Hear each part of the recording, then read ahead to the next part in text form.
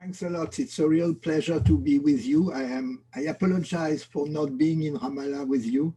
It would have been with a real pleasure and real interest. Unfortunately, the COVID situation in France and Europe is such that we are not allowed to go through the borders. So I'm obliged to speak to you in my personal office in my home. Can you please share with me the presentation? Yes, you can. You can share. I give you the Great. authorization. So I don't know if you see easily my screen. Yes, yes, yes, it's clear. Okay, so I will try to answer to a proposal you've made me to explain you what's the training curricula we have here in France regarding what I call training system design. I will be more precise in a few minutes, and you have to know, some of you, I had the pleasure to meet really with some of you in Ramallah last years. Unfortunately, health problems with my heart and my brain have occurred, and I am not allowed to take plane since 2 years. And also, when I began the project, I was as a dean of the education faculty in the University of Lille in the north of France. And due to those health problems, I had to go back to Paris, Nanterre University. And I am still at the head of the team, education and research team called adult education and what we call in France, learnance, apprenance. That means the way to stimulate the learning interests and abilities of people. So I think that my experience could be quite interesting for you because I have both experience. I was at the head of the master degree in Lille, dedicated to digital learning and adult education. And now I am at the head of the master degree in Paris Nanterre, dedicated to instructional blended learning design and instructional design. So that's about that I will give you my testimony, in fact. And I think it could be interesting. Of course, as you know, we have many different master degrees and university degrees related to pedagogy, instructional design all around the world. So this is not to, my presentation is not to say that we are the best in Lille or Nanterre. Of course, I think it's very interesting to compare with other master degrees everywhere in the world. And it's only a contribution to a collective work, of course. That's my very short introduction. Just some elements. I know that most of you know that, but I will speak about master degree in the European Bologna process, which defined the way the university have to work in Europe. We have a standardized system of levels. First level is bachelor degree, 3 years after secondary school. And then we have the master degree, 2 years. And then we have the doctorate, PhD, for those who want to go further. In the two faculties in Lille and Nanterre, we have professional bachelor degrees related to pedagogy and professional didactics and so on. And we have also master degrees. And in both universities, we give the opportunity to our students or other students to go on to a doctorate with a PhD in this field. I'm still the PhD director in both universities. I have still 5 PhD students in Lille, because I started with them a few years ago, and have now three other PhD students in Nanterre. So I will speak, most of my presentation will be about master degree, but of course I will also give you, if you are interested, some elements about the work that are done in PhD work, and also in the research team, of course.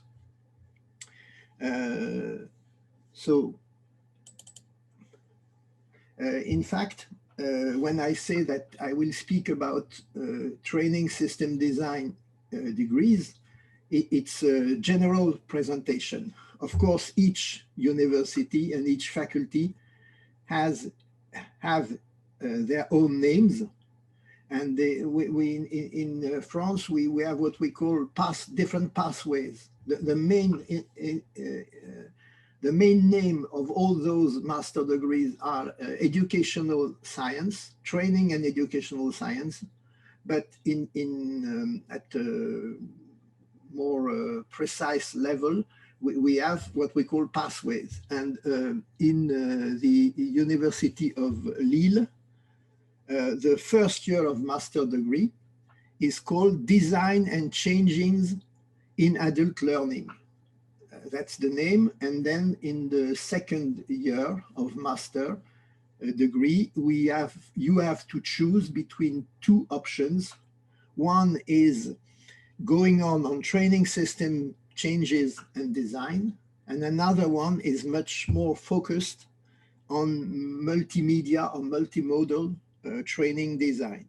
So our student can have a general first year design and changes in adult learning, and after that you have to choose between training system changes and design for one part, and the other part of the student goes to multimodal training design. That means digital blended training design. You have also the opportunity to choose to follow what we call the research pathway, and that's a specific enforcement of the research methodology and practice training during the second year. This is the situation in the Lille University. And in the Paris Nanterre University, it's more simple. We have only one name for all our master degrees in the field of adult education, I mean. We are focused on blended learning design. That's of course, I can comment this situation because many solutions are possible for a university who wants to deliver master degrees related to adult and blended learning. You can choose to focus them on specific questions, or you can choose to have a wider spectrum of possibilities for your students. In Nanterre, we have chosen to be somehow focused on blended learning, but we have still a very large spectrum of possibilities, of opportunities for our students. And in Lille, we have chosen to be more focused in specific sections to have students that are more specialized than in Nanterre, in fact. Perhaps I can give you some more elements about the students themselves. When I say students, perhaps you have in mind the idea of having young students just having 20 years and just having obtained their bachelor degree last year. In fact, we have many real adult students. That means that most of my students, either in Lille and in Nanterre, are 35 or 40 years old. They're even 50 or 55 years old.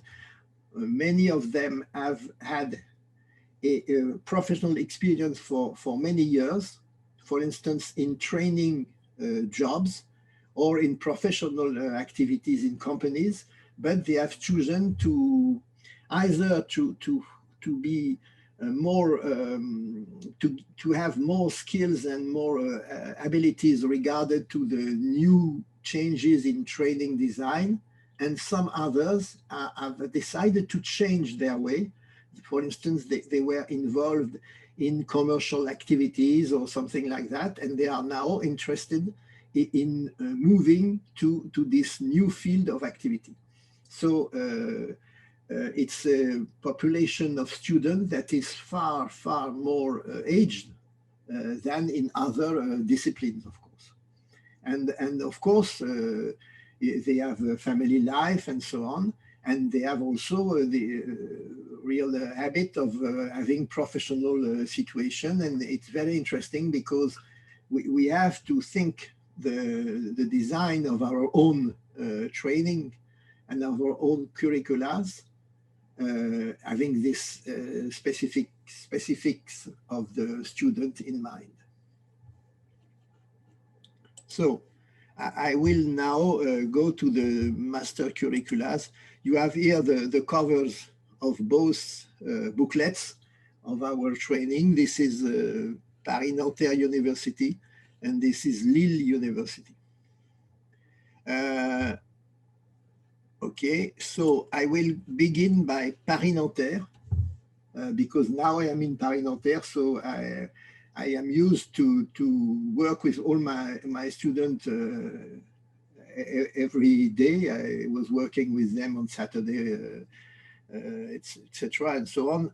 I have decided to give you the many elements about the curricula in Nanterre, and I translated in English the booklet. Okay. Just and apologize in advance. As you know, in France, we are not speaking English. And so all our courses and all our materials are in French. Of course, we also teach English, and our students have to learn English, but the names of the units of teaching are in French, and I translated them, but many elements of techniques are not really easy to translate in English. It was already the problem when I give you some videos about training system design last year. For instance, in France, we say ingénierie pédagogique. Perhaps you have in mind that it could be translated as pedagogical engineering, but in English, engineering is more or less dedicated to mechanics, electronics, informatics, and so on. So we translate it in design. We have many problems about that. For instance, in France, we have a very important part of our courses that are dedicated to what we call didactique professionnelle. But it doesn't exist in English. So I translate it by occupational didactics. But if you look in Google or in other databases, it will be difficult to find real documents about this occupational didactics, because it only really exists in French. So I apologize because those translations are not really internationally accepted. So here you can see the first semester, the first 6 months of the first year of master degree in blended learning design. So you see that we have in purple I put research and methodology units, 24 hours of research and methodology, and we have yellow courses. I put them in yellow. Those yellow courses are really let's say, theoretical courses. That means that we are working on the pedagogical theories, that we are working on psychopedagogy theories, and we are also working on sociology theories. Okay, so we have one courses on fundamental of educational design and teaching practice. We have one courses focused on techno-pedagogy. That means the aspect of pedagogy changed by the digitalization. We have 18 hours of psychopedagogy, Vygotsky, Skinner, Brunner, Bandura, Rogers, and so on, about psychopedagogy.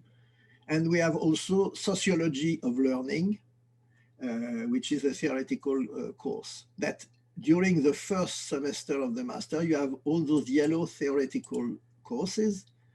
And you have also what I've put it in blue. What I put in blue is the relation with the professional context. So we have a conference each Friday night. We invite professionals involved in training system design and also in policies related to adult learning, the law about the training system design and so on. And this is a conference each Friday night during the first semester. And then last but not the least, in green, those are the real practice of the training system design. So they conduct a training project. They are working on an animation of pedagogical project, and they also are involved in analysis of practice.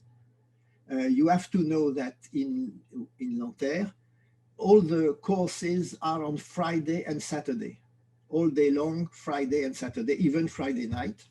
And during the rest of the time, the people can be working in they have to make an apprenticeship, an internship, in fact. So they have to work in a professional situation, and they can work on the training design related to this professional situation. That means that they have all the courses. You have all those rainbow courses in Friday and Saturday, and they work all week long on other projects, and they have to make a master thesis about those work they made during the rest of the week. So this is for the first semester. I will go more rapidly for the following. This is the second semester. You see, we go on with the theoretical courses. We have a second part of fundamentals of educational design. We have a socio-psychology pedagogy. We have also a wide course about the diversity of educational sciences, not to be limited to adult education. And they go on with their projects in green.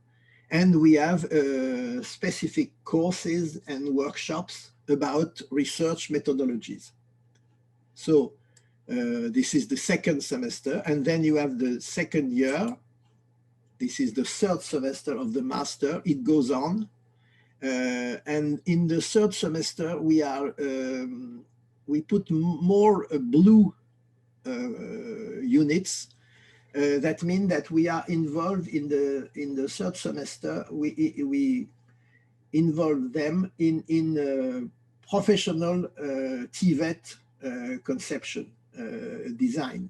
They have to understand how can we work about the skills, how to analyze the skills. I was speaking earlier about the occupational didactics, for instance. That's what they are doing in those blue units. You have design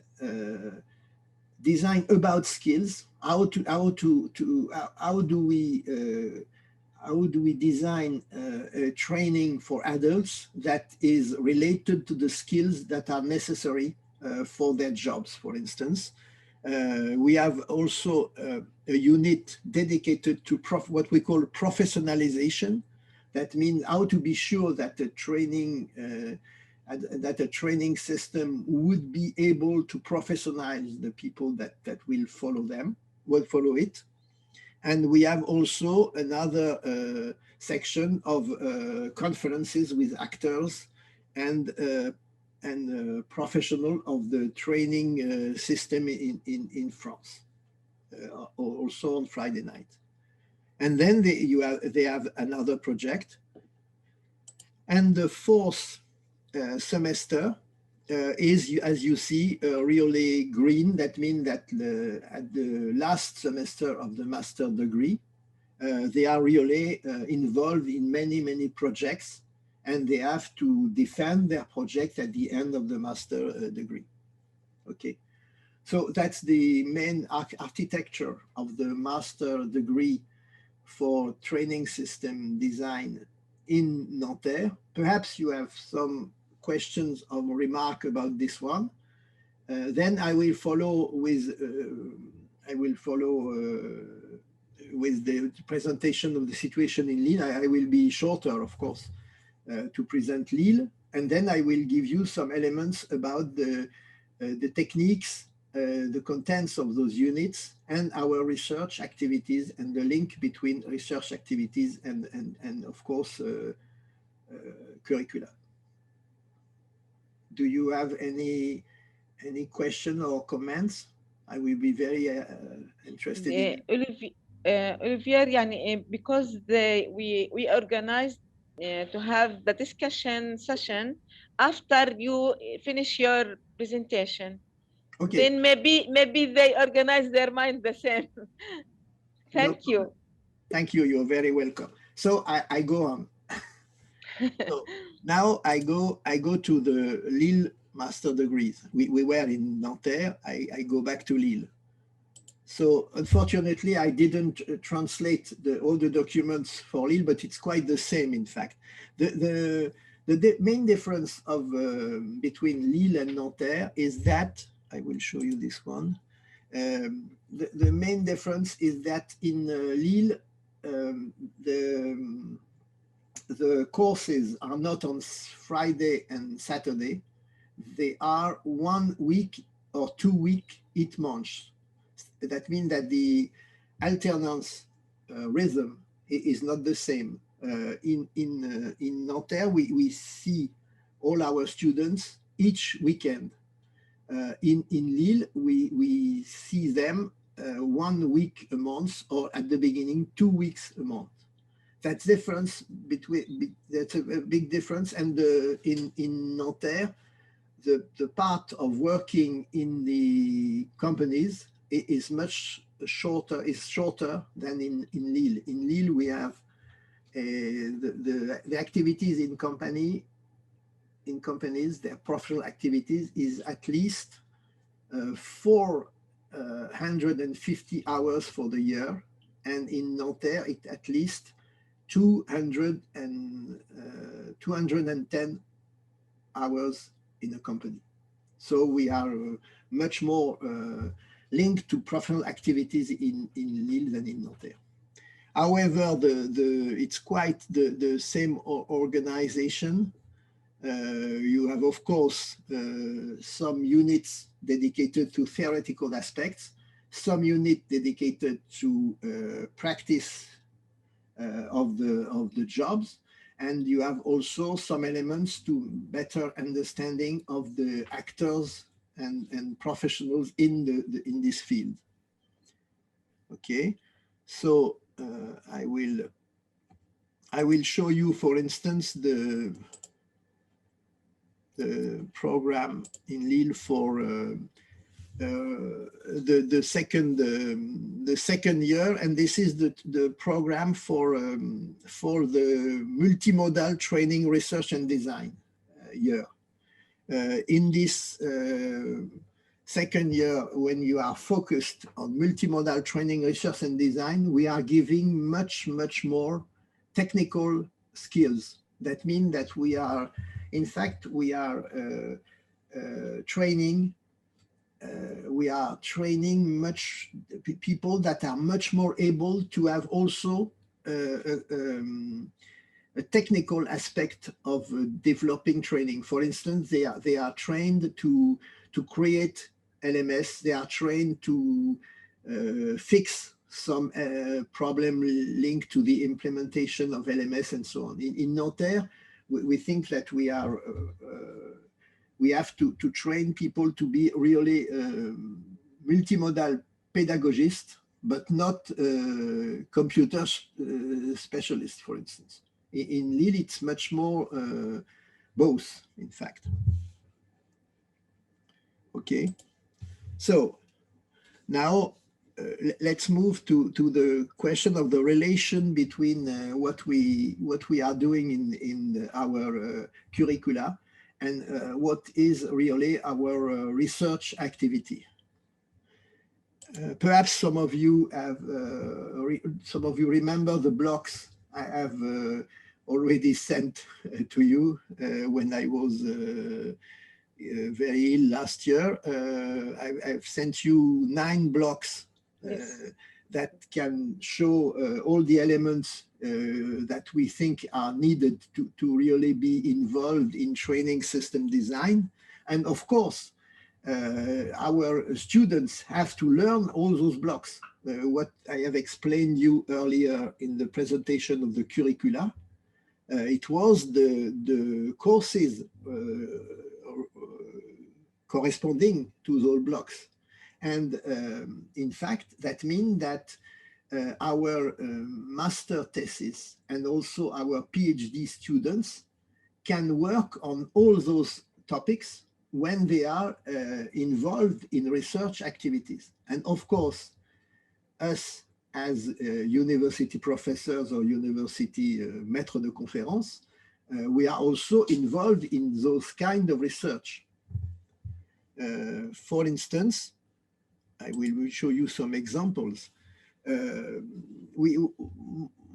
Our students, for instance, are very, very involved in using Bandura's, Albert Bandura's self-determination theory. I don't know if you know this theory.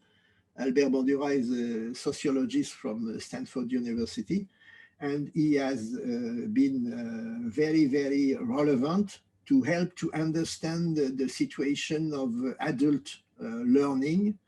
And he is working about using the concept of the perceived self-efficacy. And many, many of our students are working on about this question. Because when you are working with in adult education, of course, the question of the relation of the being involved in a training session, learning new things is related to the perceived self-efficacy. So that means that many of our students and many of us in the research team are working about those questions. For instance, as far as I'm concerned myself, I work about the question of the impact of the school history of adults about the self-efficacy. For instance, in France, it's very, very strange and very, very sad, but we see that many adults have problem with mathematics because in school they have been designated, in fact, as bad in mathematics, and so they have a what we call using the Albert Bandura's model, we call that a perceived self-inefficacy in mathematics, because they have learned that they were not able to be involved in mathematics problem solving. So that's an example, and I'm working on the effect of this perception of the self-inefficacy on mathematics. Many of our students, for instance, are also working on the relation of self-efficacy and computers, for instance, because some people are à l'aise, not easy to, not friendly, user friendly with computers, for instance. So that's an example. So many of our students and many of our researchers are working on those issues related to this Bordura model. A very, very important model for us also is the Deci and Ryan motivation model. I suppose you know, you haven't already used this model. Deci and Ryan are psychologists, and they have worked about the different categories of motivation. You have the intrinsic motivation. I mean, you learn something because you are really interested in this issue. That's one category. In the opposite part of the spectrum, you have people that are not interested. They are there because they have been forced to assist to this training and so on. It is amotivation. And Deci and Ryan and his colleague Ryan, they have given a very good description of different situations between the complete non-motivation, amotivation, and the real intrinsic motivation. And we are also working about this question because it's very interesting to design correctly our training system related to the situation of adult motivation. It's quite different in school because the relation to motivation is not the same when you are a youngster going for the first time to secondary school, and when you are an adult of 50 years learning for your job, for instance. A third model, very interesting for us, is the model of capabilities. It's a Nobel Prize in Economy, Amartya Sen, who gave for the first time this new model of the relation to the skills. We are used to speak about knowledge, and we have some curricula that are built with the idea of knowledge. In the second time, we had the idea to build a curriculum about skills. That means the thing you have to mobilize when you work. It's not the same thing as knowledge, and it's far more relevant to design training system centered on the skills better than on the knowledge. Okay, and the third model is very interesting. Amartya Sen introduced the idea of the conversion factors. That means that it's not really true then that you can say some training give me some skills. You have to be sure that you have the possibility to convert those skills in real activities.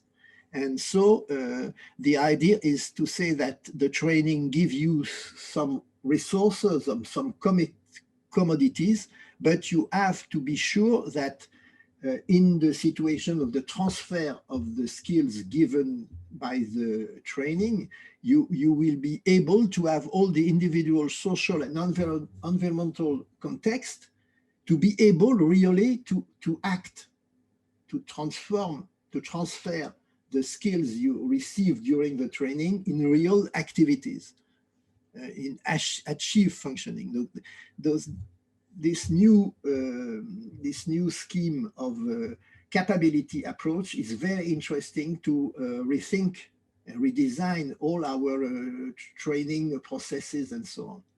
And of course, focusing on digital, because it's one of the very important elements of the moment.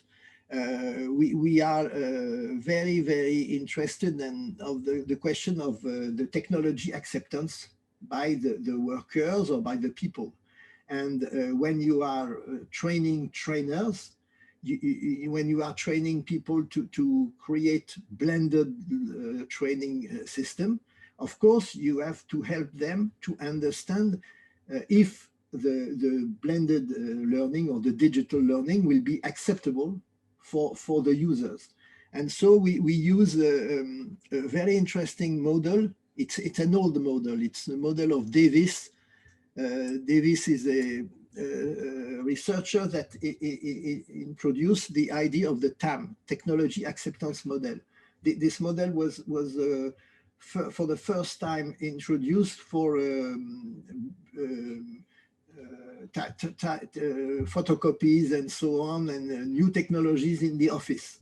And now we work, many of our researchers are working with the idea of using a new technology acceptance model to analyze the relationship between the learners and the blended learning systems. So we are working with this model. It's very interesting, and many of our PhD students and also ourselves, we are using this model, and we are trying to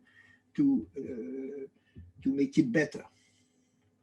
And the last, I'm looking to the time, and so the last very interesting axis for research is the axis we call workplace learning. Of course, I think that all of us have worked already with this question of workplace learning. In fact, new things are happening now for instance, in France. In France, we have a very strong policies.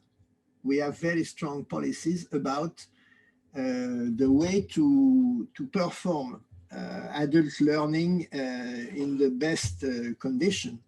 And the law has recently been changed, and now we can consider that the fact that you are working in your company can be a training situation. No, of course, you know that any of us is learning many things in working in its professional situation, but for most of us, it's what we call informal learning. Because it's not recognized as a real training situation. Now in the French law, we have recognized the fact that you can receive a diploma. You can be, for instance, you can obtain a degree using the situation you are living in your workplace learning. So we have two different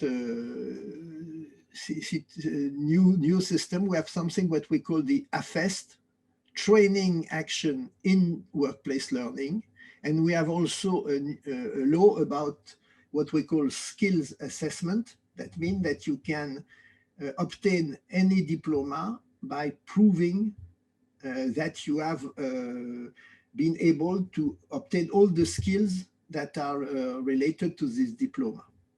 So this question of how do we recognize workplace learning, how can we strengthen the skills you obtain in your professional situation and so on? It's a very, very important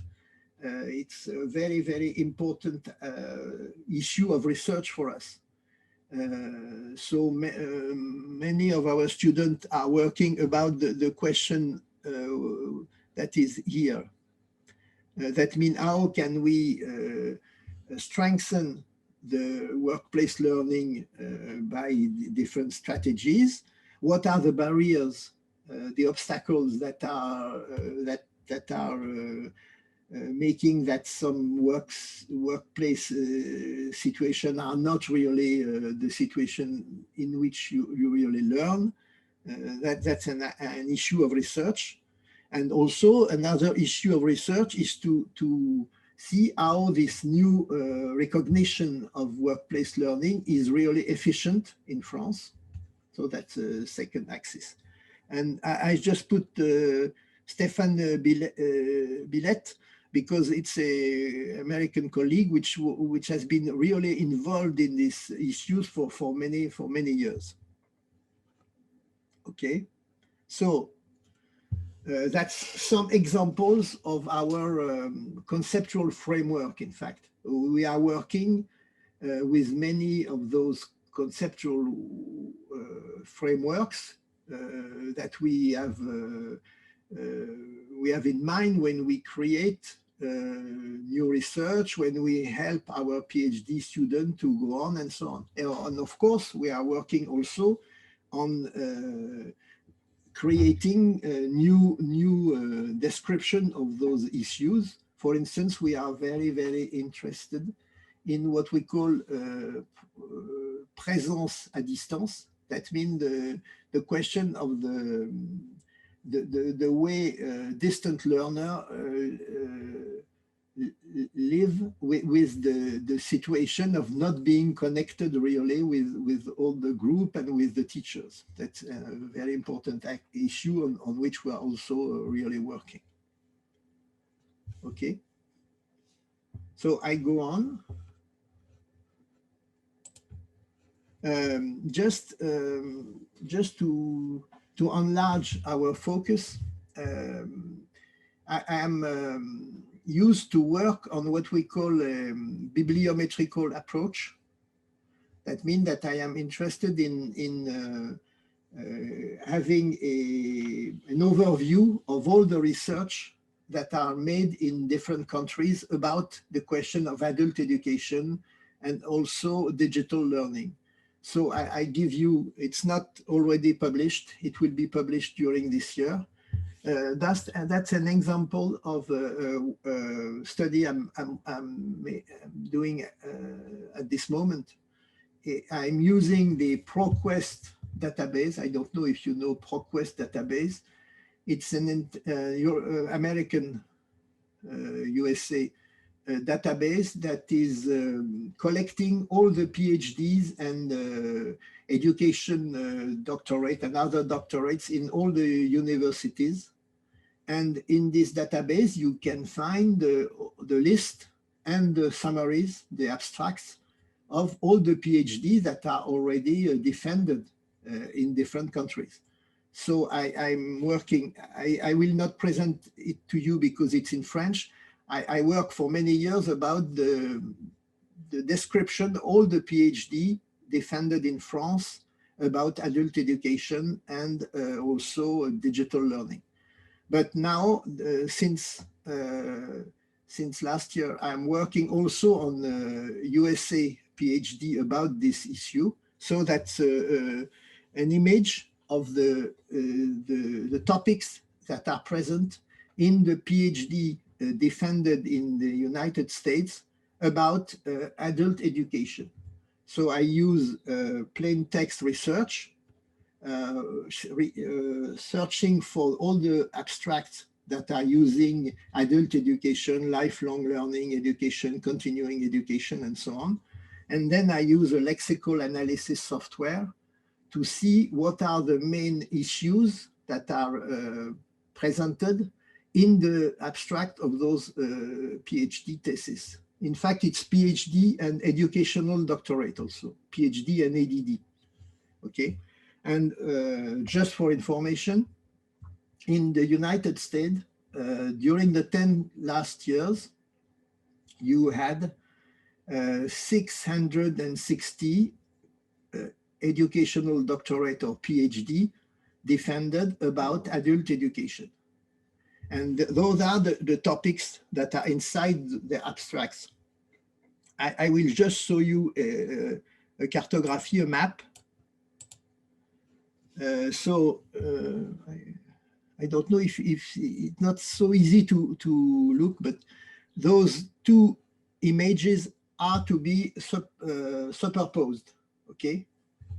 So these are the thematics inside the abstract, and these are the university where those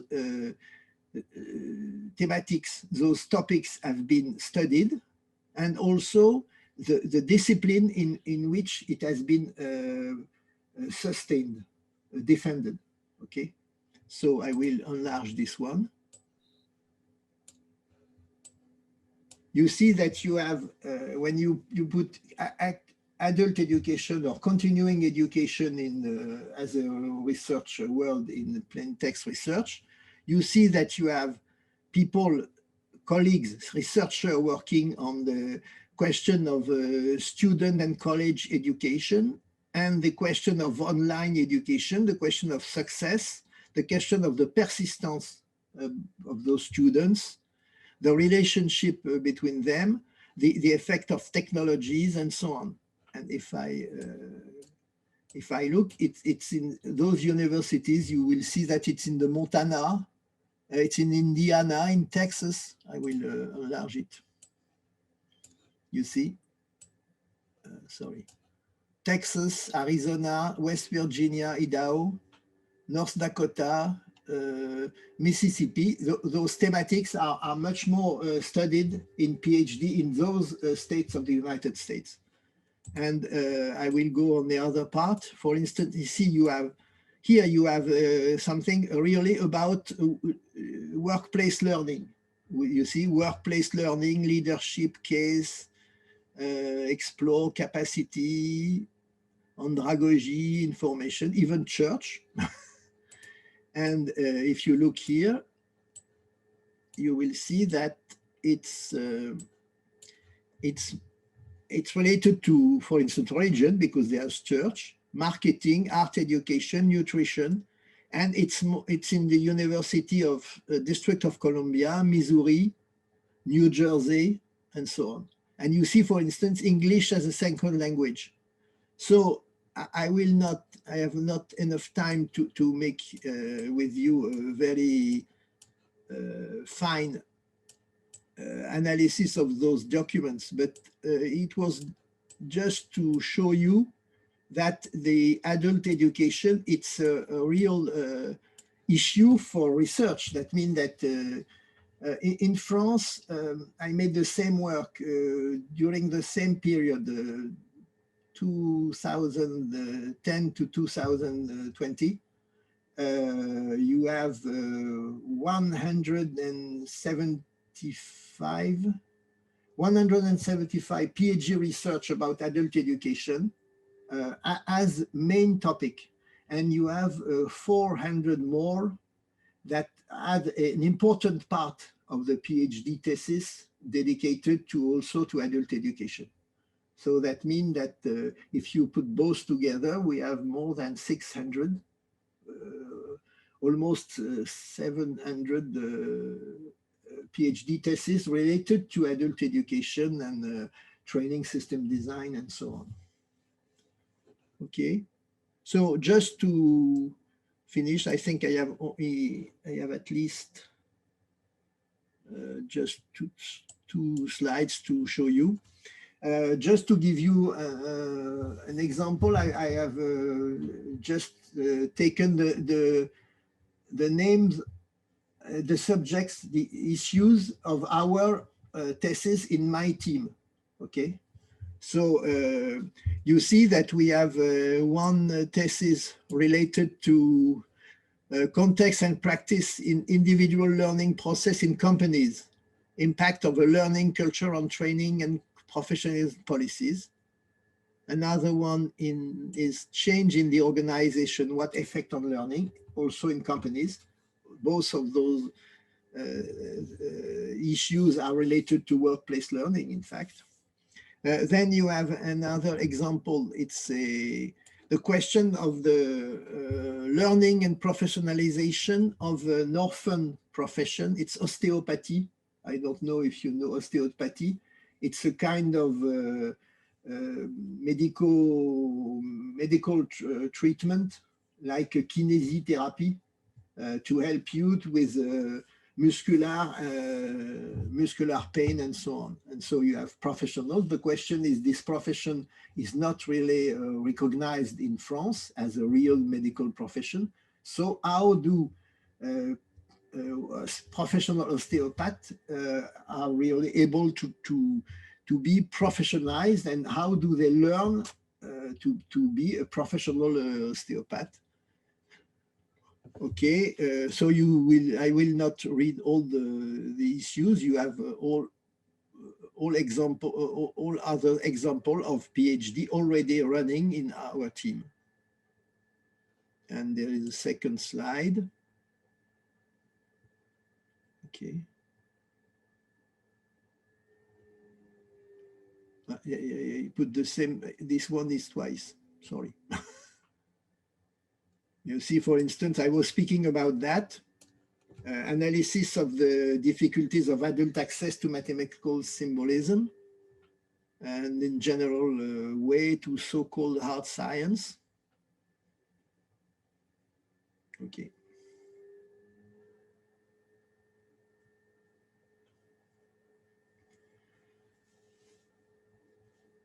So, if it's okay for you, I will now stop this presentation, and I will be very happy if you have questions or some remarks or some comments about what I've presented. Merci beaucoup. Thank you, Dr. Olivier, for this enrichment presentation. It is about two things, two components. One about training system design. The second one is about research and also graduation student projects. It is we benefit. I expect that it is very beneficial presentation for us. Now I'll call Dr. Amjad in order to lead the discussion session for the presentation of Professor Olivier. Dr. Amjad, the floor is yours. Thank you. Yeah, thank you very much. Merci beaucoup, Olivier. It was a very nice presentation. So now we have actually two questions at the beginning. We will take those who ask their questions and they wrote their questions in the platform. So the first question comes from Rasmiye. So she said, what are the strategies that may be followed to transfer the activities and the practices into real world? And there is another part of her subject actually, and the question, she said, how do you encourage students to do so? So it's connected to the strategies and the plans for how you prepare and engineer the strategies in your domain. Okay. Do you like to have all the questions together maybe, or one by one? One by one, okay. My brain is now too small to be able to remember two questions. I'm very sorry. When I were young, it was different, but now I share the screen to give you some elements. I think that are able to show what I want to say. Our master degrees are really linked to professional situation. In fact, I was saying that in green you have all the practical work the students are doing, and you have to have in mind that they are already involved in professional situation. That means that all their work is related, all their works are related to their professional situation. That means that we are not so far from the real world, in fact. For instance, just an example, this year, all our students, perhaps 80% of our students have made their master thesis about the question of facing the COVID pandemic, because in all their companies, they were moving to digital learning, and the situation, how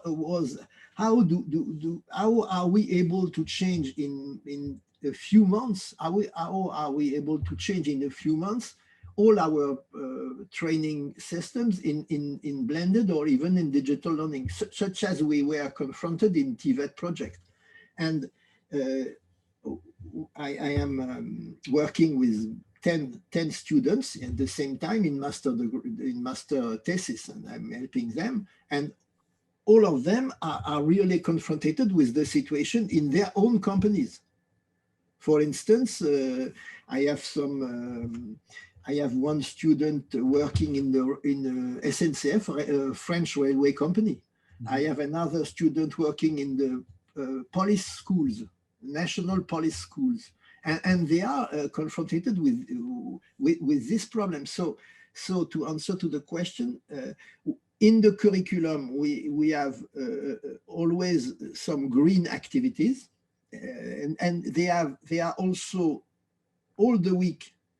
On Monday, Tuesday, Wednesday, they are and Thursday, they are in their companies, and they are related to real work. So that's the model. So you are using the CIFRE, as we said. This is CIFRE Sports PhD. We are using professionalization contracts. Okay. Yeah. In fact, it's a kind of internship. Between half of our students are in internship, and half of them are in a kind of CIFRE. Okay. Okay.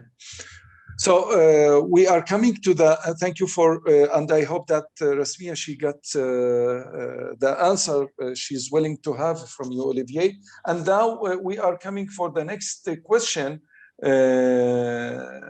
from Iman. And she said her question about, wait.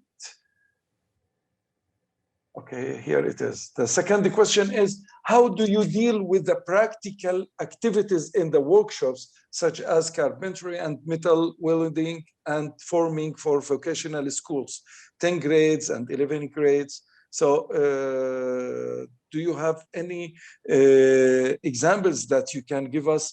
Because the vocational schools, you know that it starts after the third in France. So how do you think that we can have it? Okay, so this is a very, very interesting and important question. In fact, it's not really related with what I have already presented, because I have presented you how do we train people to become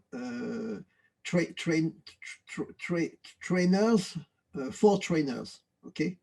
And how do we train people to design training system design that will be used? So of course, I am not directly involved in those vocational systems such as carpenters or so on, but some of my students can be involved in those, of course.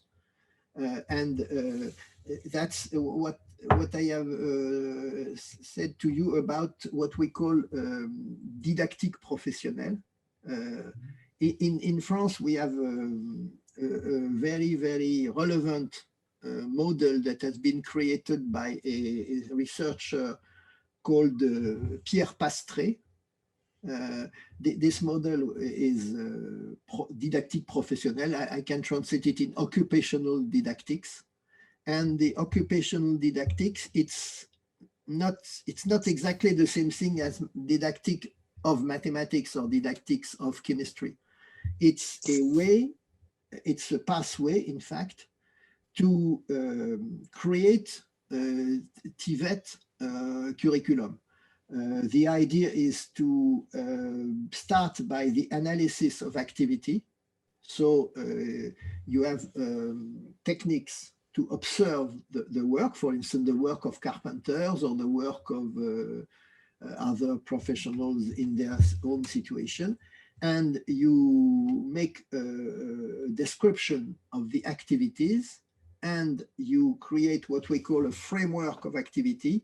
And then after this framework of activity, we create a framework of skills that we understand that are needed to be able to do those activities. And then after, we have a third phase that is to transform the framework of skills, référentiel de compétences, we say in French, into a framework for training, which is a référentiel de formation. So we have this scheme in three phases: create a référentiel d'activité professionnelle, framework of professional activities, professional practices.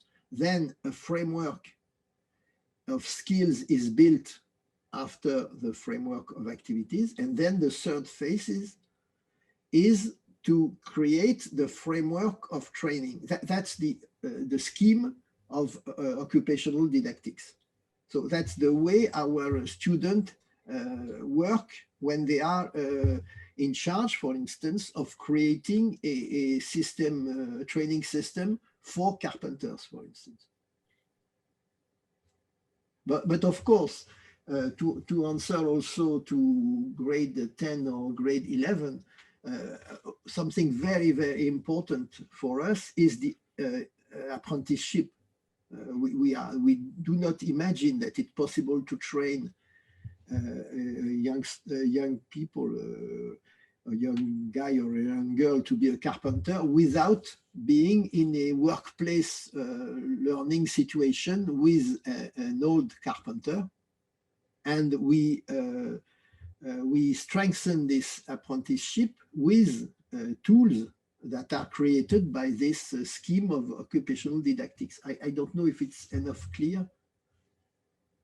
Yes, I hope that Imanchi got the answer.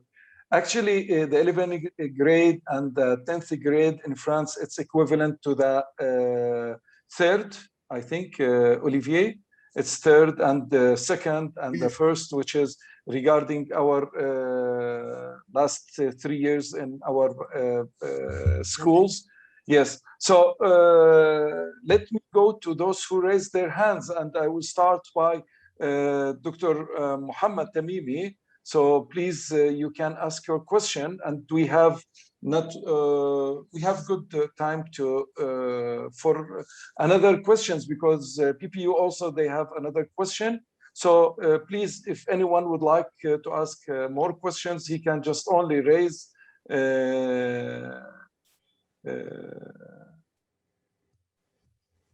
more questions. I have another written questions. So we will take Muhammad and go to PPU, and after that return back to Dr. Musab Amoudi. Okay. Thank you so much.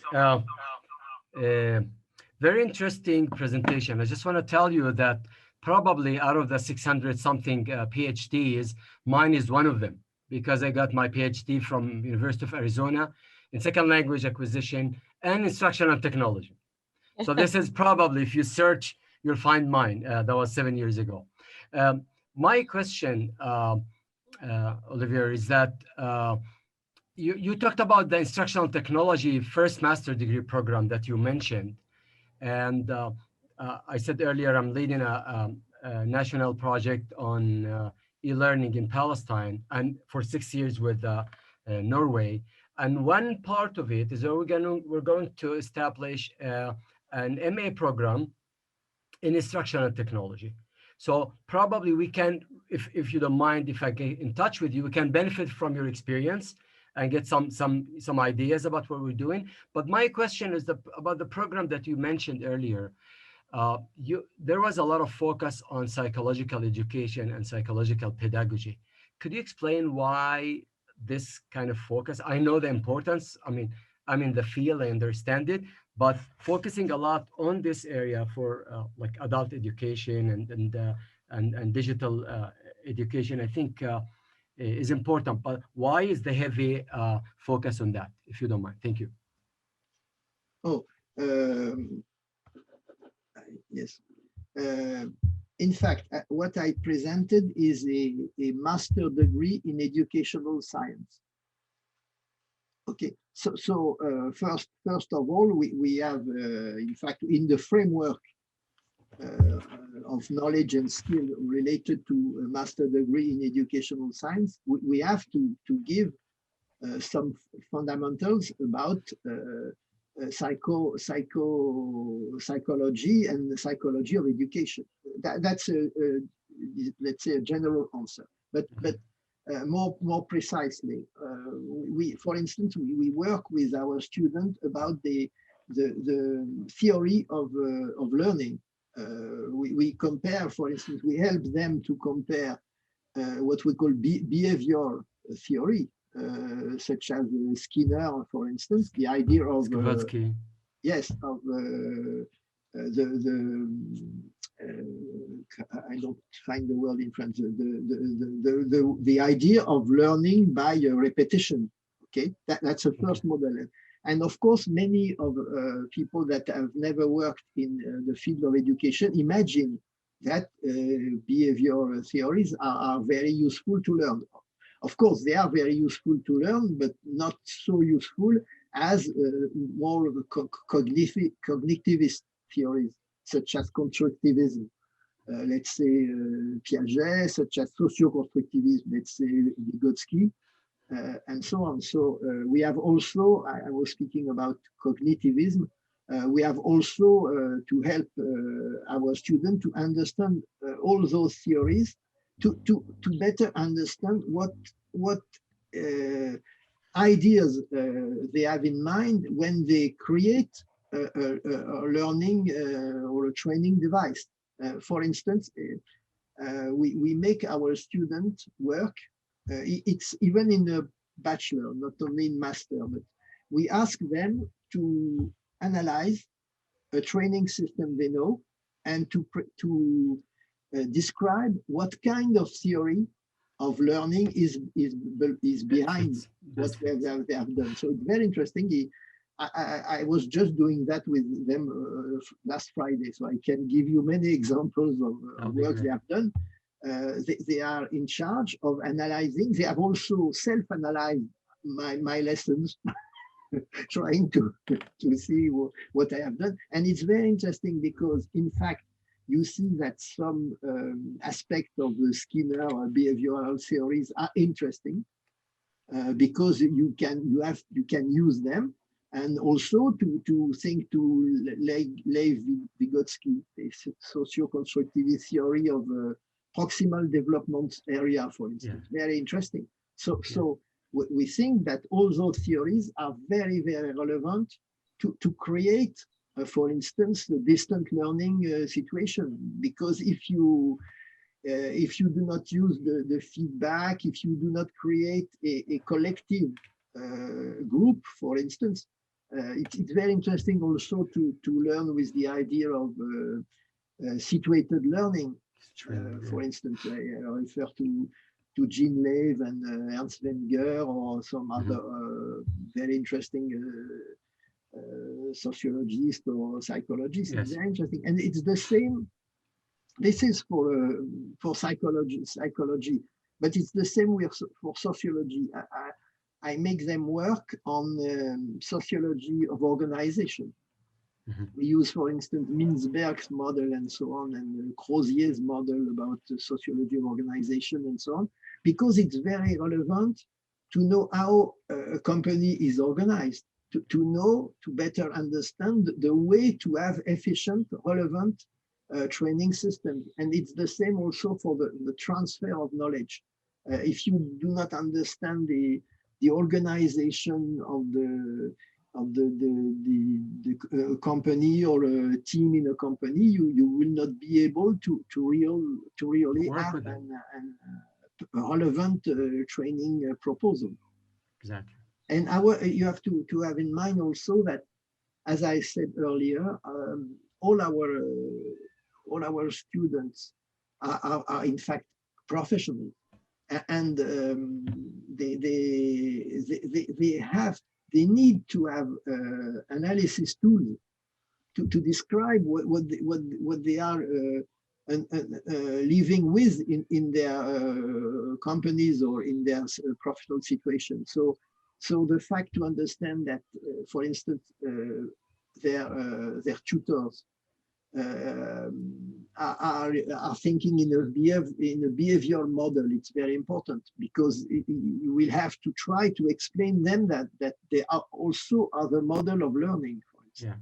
Actually, Olivier, I'm using now multi-agent system in this part of behavioral models, and we use belief, desire, intention, BDI model in multi-agents to create and construct this model in intelligent life, using techniques and using special tools to predict actually the new generation of education. That's great. Yes, we are using, and now we have a PhD in my PhD course in multi-agent system now in PhD Engineering Information Technology with PPU and Al-Quds University. We have students who are working in this structure. Great, great. Interesting. Yeah, so we can look together for maybe having some corporate work in this. I will answer to the first. I will start to answer to this question of the requisite of students, then the question of the origins of the teachers, the professors, and then I will answer to the more general question. First of all, in fact, as it is a master degree, we need, it's a requisite, they need to have the level of a bachelor degree. And in fact, as it is a master degree in educational science, normally they need to have the already level of bachelor in educational science. So of course, we have solutions to help them to shortcut the reality of having this diploma. But in fact, it's really important for us that they already have many strong elements about the relationship of training and learning. Okay, if not, we have to ask them to make 1 year of bachelor, for instance, before to come. We have, in fact, we have we have two different sort of students. Most of them, as I said earlier, are adult, let's say 30 to 60 years old. A part of them are professional in training organization. That means that they were, for instance, specialists in commercial activities or specialists in chemistry, and they have been on their workplace. They have been responsible for training activities. And so 2 or 3 years or 5 years after this, they have the project to become, to obtain a master in training activities because they have already worked in this field. You understand? So those have not, that's why we have put in all these yellow elements in the first year, because they do not have a theoretical training about psychology and so on, but they were on the floor to be trainers, okay? And another part of our students are people coming from education bachelor, for instance, and they want to turn to adult education or to digital education. That we have both of them, in fact, okay? But in fact, it's necessary to have at least a first level in having made years of training activities or in having a first level of bachelor in education, okay? And our teacher, it's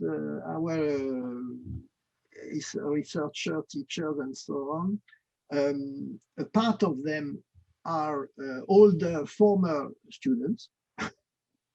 A part of them are people that have been involved for years in training activities and that have developed, for instance, blended training activity in their companies or a startup in blended training and so on. And we have a mixed hybrid team of university professors such as I am, and of professional being involved for years in creating blended training systems and so on. That's the situation. Of course, it's difficult to create ex nihilo, in fact, because we are using the fact that we have already have many years of activities in the past. So I see it's quite difficult in Palestine to create this in only 1 year. But I think it's possible. I think that in many territories, you have people already involved in training. You have people already knowing elements about psychology of education and so on. So I think it's possible to help them to go to this to the level of the master. For instance, if in May or June I receive many students, candidate, people wanting to become students, and I give them some elements to prepare their arrivals during the summer. I give them some books. I give them some network in internet to follow, to prepare their arrival in September. That's very important. In fact, we have many. We have also many students that we allow to shortcut the first year of the master. That's also another possibility. Because we have some people really involved for many years in creating training systems, and we think that perhaps we can allow them to go directly to the level of the second year. It happens for, let's say, 20% of them. It's it's the same thing that I was saying earlier. Just what I have presented, it's a master degree to create trainers for trainers. Yeah. Okay, so of course, this master degree can create trainers that are able to create training systems for any level of students, even for people not really qualified. For instance, you have two levels, in fact. So that's the first thing, and also we can also use what we have the model of our professional bachelor in training also, which is a lower level of training of trainers. Okay, but in any case, I think that what you have to have in mind is that those masters create train people that will be able to create systems at any level. In fact, I am wondering about the training session number 5. We are in charge with our German friends of the training session number 5. It's just about this question. I think that we have very interesting examples of IUT, Institute of University Institute of Technology inside universities. I think they are perhaps an answer to those questions, but I think it would be very interesting to have those documents about the national framework for qualification before designing the TS5 session. That's another question, but